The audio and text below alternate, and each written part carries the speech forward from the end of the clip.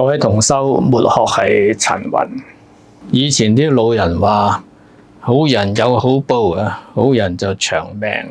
但係實質上呢，生活咗咁耐，就發現呢，好人未必有好報，而好人呢，亦有好多係短命嘅。唔好理啲遺傳啊，或者養生嗰啲嘢啊，純係從心理嚟講呢，其實好人係咪有好報？同埋好人係咪長命呢？係好難講嘅，係因為好報同埋好人之間嗰啲條件呢，唔係必然嘅。好人係咪長命呢？亦唔係必然，有好多條件嘅。咁講條件而唔係講必然，呢個就係佛法嘅緣起法，緣起性空嗰個緣起。即係話有呢樣先有嗰樣啊，呢樣冇咗，嗰樣又冇咗。有一樣嘢觀察咗咁耐，做咗咁耐人，我可以講俾大家聽，點解好人冇好報，同埋好人死得早呢？係因為佢哋無疑係慈悲，但係冇智慧，呢個其中之一。此外就係佢哋嘅慈悲用錯喺地方，又或者用得太狹窄，佢慈悲人哋嘅時候唔記得慈悲自己啊，咁於是呢，就激親啦啊！呢個就係原諒人哋啊，反而激親自己啊！好多好人做好多好事，對人脾氣好好，但係實際呢係有抑鬱病嘅，亦有好多慢性病。咁嗰啲唔好理遺傳嗰橛啊！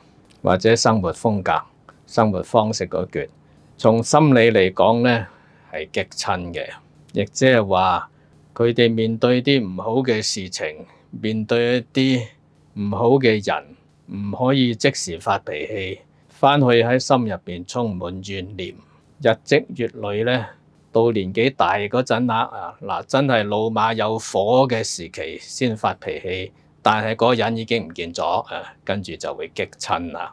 呢個叫做無明火起啊！做好人做好事呢，係要有智慧，亦都要講條件嘅。嗰啲條件唔係話等價交換嗰啲條件，而係你要睇嗰個環境，睇清楚個情況。如果人哋對你唔好，係咪要忍呢？如果你冇辦法同佢解釋，或者同佢解釋之後，佢會打你一身，或者會鬧你，而你冇諗住糾纏落去呢，咁不如就算數。咁呢啲就唔係忍，而係放過自己啊！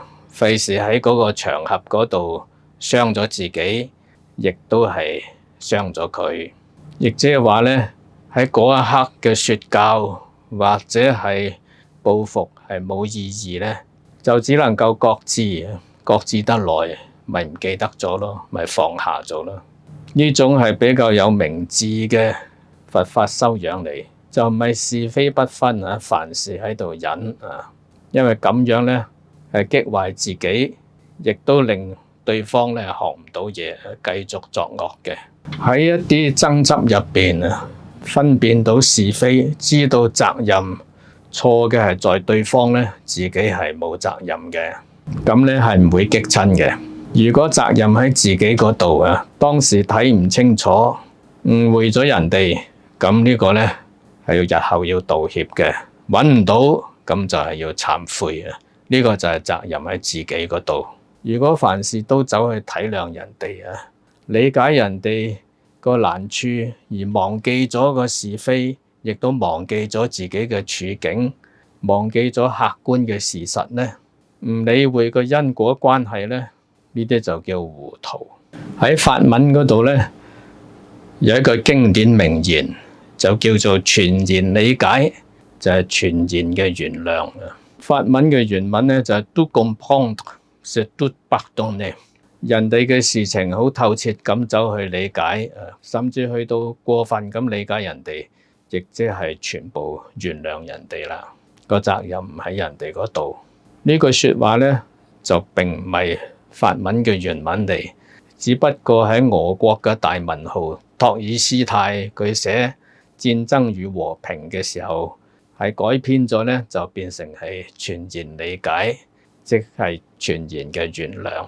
呢句説話嘅原話咧係嚟自史泰爾夫人嘅 Madame de Staël。佢1807年出版咗一個小説叫做《柯琳娜》（Corinne ou Italie）。佢嘅原文咧就係理解一切會使人變得非常寬容。Tout comprendre rend très indulgent，亦即係話佢意思同托爾斯泰講嘅差唔多嘅，只不過托爾斯泰嗰個改編咧喺個文句嗰度係好讀好多啦。呢句説話點解我會攞嚟講呢？係因為喺中國近代有一位文學家，亦都係大學問家錢鍾書先生，佢寫《圍城》嘅時候呢，係有引用過呢句説話嘅。《圍城》呢就係1947年出版嘅小説嚟，好多時候呢，喺中學嗰個時候嘅中學啦嚇，係會列入去課外讀本嗰度嘅。佢就反過嚟理解呢句説話。佢話理解對方得越多咧，反而無法去原諒對方嘅，因為傳統上面覺得咧，為他人着想咧，就自己就會心軟，跟住就係原諒人哋啲過錯。但錢鍾書就覺得咧，如果真係透徹咁理解到一個對你唔好嘅人咧，你反而會睇到佢嘅自私惡毒嘅一面嘅，你就會覺得係根本唔值得原諒佢。錢鍾書就話：我哋對嗰啲壞人啊，或者傷害過自己嘅人，特別喺感情上面傷害過、欺騙過自己嘅人呢，喺日後係會採取係理解同埋原諒啊，甚至重新愛上對方嘅。咁錢鍾書就覺得呢種係懦弱嘅行為嚟，係無能啊，係為咗維持關係嘅和諧，同埋冇辦法去追究對方呢，係自我催眠喺度扭曲啲事實。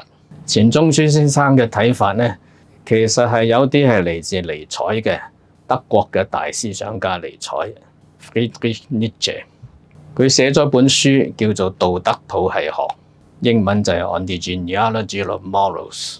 佢就話道德咧分咗兩種嘅，一種係主人嘅道德，一種係奴隸嘅道德。咁奴隸嘅道德咧，最重要嘅特徵咧就係怨恨或者怨念或者怨氣。佢話人類之所以覺得自己有良心，覺得自己有罪惡感，要凡事先反省自己有冇做錯，呢種咁嘅心態呢，其實係冇辦法還擊，冇辦法攻擊對方嘅時候，係揾嚟折磨自己嘅弱者道德嚟。佢話呢啲叫奴隸嘅道德，英文就係 slave morality， 係同主人道德係唔同嘅。呢啲精神上面嘅奴隸呢，係對於嗰啲充滿力量、充滿自主能力嘅人呢，係無能為力，於是就唯有委屈自己啦。但係委屈自己又唔得㗎，係需要為自己做一啲自我榮耀嘅嘢，於是又覺得自己好有良知，同埋好有罪惡感啦。而由於弱者喺現實上面冇辦法擊倒強者呢，喺高壓之下，唯有重新係定義善惡，係將原本係懦弱、無能、顛倒是非嚟委屈自己嘅做法呢，係當作係善，而將係反駁、反擊、報復係當作係惡。尼采覺得咁樣呢係荒謬嘅，亦都令到人冇辦法係得到解放同埋自由。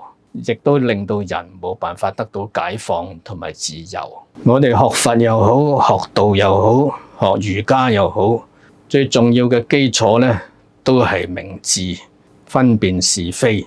至於分辨咗是非之後，個做法係如何，嗰樣就要睇下慈悲。有慈悲心嘅，或者慈悲心廣大嘅，就會既考慮到佢，亦都考慮到我，而做到一個好嘅解決，令到自己心安理得。心安理得呢，就唔係話心安先至理得嘅，其實就係理得先至可以心安，即係個道理搞掂咗，去到咗個心先至安。否則呢，就係一時間欺騙自己，而日後令到自己積怨在心，而憤憤不平。到身體弱嘅時候，即係我哋嘅肉身再冇辦法去包藏呢啲積怨、呢啲火氣嘅時候，佢就會爆發。而當火氣爆發嘅時候，亦都同時因為我哋嘅肉身比較衰弱咧，就會令到健康變差啦。所以我唔係話叫大家係及時發火、及時去還擊或者係反駁，而要話忍係要忍得其所，係要有個道理喺度。當時唔發脾氣，日後亦都唔好發脾氣，咁先可以做到孔子講嘅仁者壽，係出自《論語雍也篇》嘅。智者樂水，仁者樂山；智者動，仁者壽；智者樂，仁者壽。呢個人就係考慮到別人，亦都考慮到自己。為人厚道同埋心胸廣闊，好似一座大山咁樣，可以承受啲事情，可以承受好多石頭、好多樹木喺上邊。咁故此就係仁者樂山。仁者係中意啲山，智者係中意啲水。仁者就靜，智者就樂。仁者壽就係因為佢好似大山咁穩固，同埋咁寬厚、咁包藏、咁包容，所以身心健康同埋長壽。而一座山係乜嘢啊？一座山必須要強大。所以翻返去頭先嘅問題，點解好心冇好報？點解好心唔長命？個原因係因為唔夠強大。亦即係話做好心行好事嘅人個見識唔夠多，是非分得唔夠清楚，而同一啲壞人相處嘅時候冇勇氣去講明是非，據理力爭之後就返嚟激住道氣，咁呢個就做唔到仁者壽啊！咁學儒、學佛或者學道，除咗令我哋變得慈悲同明智之外咧，實際係更重要嘅咧，係令我哋變得強大。